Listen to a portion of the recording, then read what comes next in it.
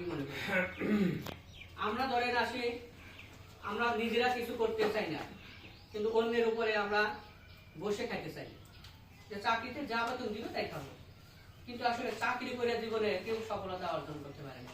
যেমন আপনারা জানেন আমাদের ইউনাইটেড গ্রুপের চেয়ারম্যান যে স্যার আছেন, আজকে ইউনাইটেড গ্রুপ যে তৈরি হয়েছে, এই গ্রুপটা বলে ব্যবসার মাধ্যমে হয়েছে, চাকরি করার মাধ্যমে হয় নাই।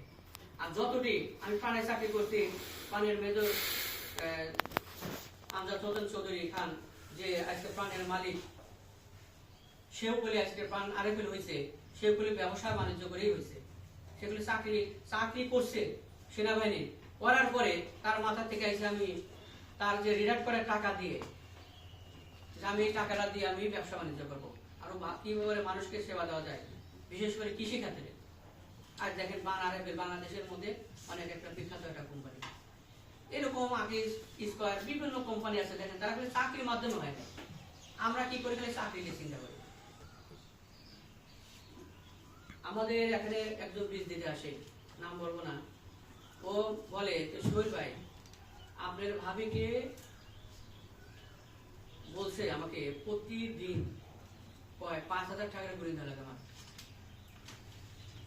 আপনার ভাবিকে 5,000 টাকা করে আমার প্রতিদিন দিতে হয়, তুমি জানো কি কি করো, আমাকে 5,000 টাকা দিতে হয় প্রতিদিন।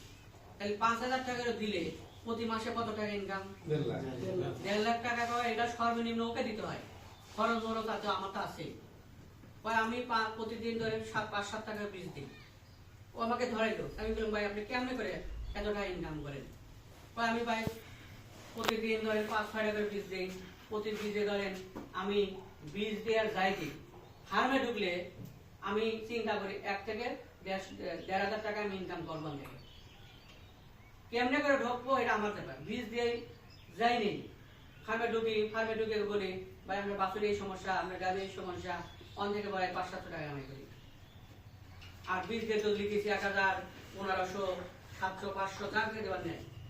তাহলে আমার প্রতিদিন ইনকাম আমার 1,500 টাকা, 5,000 টাকা আপনার ভাবের দিতে হয়। আসলেও ও যে আমার হিসাব দেখাইলো, ওর হিসাবটা আমি মানে অবাস্তব কথা বলিনি, অবাস্তব বলছে, ওর কথাটা একদম সত্য কথা বলছে।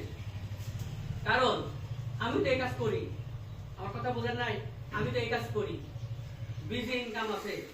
আপনারা বিশেষ করে আমাদের একজন সহকারী ছিল